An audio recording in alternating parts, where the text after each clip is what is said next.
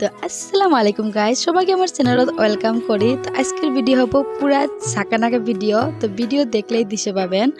তো দেখেন, প্রথমে সকালে উঠে আমি পিঠে বানাই নিছি। পিঠেগুলো রাইস কুকার সিদ্ধ করে নিলাম, আর রাইস কুকারের পানিতে আমি দিয়ে দিছি দলা পিঠে সিদ্ধ। তো দুইটা একলগে হয়ে গেল।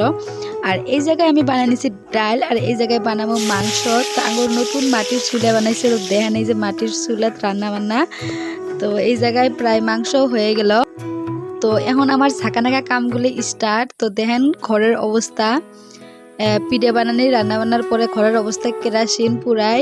আর কেরাসিন অবস্থা থুয়েই আমি গেলাম ইশানে আগে খিলেবার। তো আগে তো খিলেই নেওয়া লাগবো। তো সকাল সকালে গাখির আর ভাত খিলে নিলাম। তারপরে সবজি তো হয়েছে, এখন আমি গ্যাসত বসাই দিলাম ভাত। তো দেখেন এই যে ভাতটা বসাই দেই, তারপরে অন্যান্য কামগুলো করে নেই। আর এই যে দেখেন রান্না বান্নার পরে এই যে মাত্র অল্প কটা, এই যে বেশি নেই, অল্প কটা থালি করা নষ্ট হয়েছে। তো এগুলো মাইনজে নেই, যেহেতু পিঠা বানানো হয়েছে, রান্না বাড়া করা হয়েছে, চা খাওয়া হয়েছে, সব থালি বাসন জড়ো হয়েছে। তো দেখেন বেশি নেই, অল্প কটা থালি বাসন। তারপরে এই যে পানি ভরাই নিয়ে আসলাম। তো পানিগুলা রেখে সেরে এখন আমি পুরা স্পিড আগে গ্যাস, তারপরে স্ল্যাব ট্ল্যাবগুলি মুছে নেই।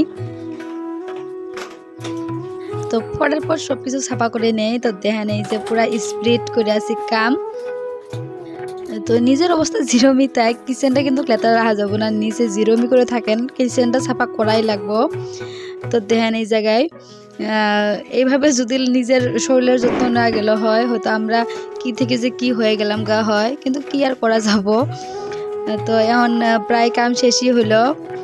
তো এখন আমি ঘর ডালবো, ঝাড়ু মারিয়ে দিবা লাগছি। তো আপনাদের কি মনে হইতেছে কাম কি শেষ না? তো দেখে থাকেন। তো এখন প্রায় ঝাড়ু মারা হয়ে গেল। ঝাড়ু মারার পরে এখন এই যে সাফাই অভিযান, এখন মুছামুছি কাম আরম্ভ হয়ে গেল গা। তো পুরা পাকাটা ঘষে ঘষে ঘষে ঘষে সাফা করে নেই, চাকাচাক হয়ে গেল। দেখেন এই যে প্রায়, তো পুরা চাকাচাক হওয়ার পরে কিচেন ডালবো দেখাই দেন। দেখেন পুরা চাকাচাক হয়ে গেছে। আর এই যে আমি চাকাচাক করা মানুষটা, তো কি ভাবলেন কাম শেষ? কাম শেষ না। এই যে বাইরে যে আমরা অল্প কড়া থালি খোড়া থুয়ে দিছি, ওই অল্প কড়া থালি খোড়া মাজা খসা করলাম। তো এখন ধুয়ে নিবা লাগছে।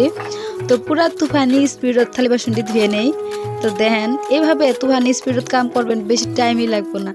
তো দেখেন কি স্পিড আমি থালি বাসনটি ধুয়ে নিয়ে আসি এই জায়গায়। তো রান্নাবাড়ির পরে মেলা থালি বাসন হলে কার কার সেই ভাল লাগে নিশ্চয়ই কমেন্টে জানাবেন। আমার তো সেই ভাল লাগে। আর এই যে লাস্ট ফেভারিট পোষণ আমার দেন এই যে কালি কইরা। তো এই যে চুলাত রান্ধিলে এটা একটা ভালো বিষয় যে কালি হয়। আর এই ঠান্ডার দিনত কালিগুলো ছাপা করতে বা হাতের সব কোনায় কোনায় যখন কালিগুলো ঢুকে, বা হাতটা কি দেহার মতন হয় একদম, সে দেহার নাহান।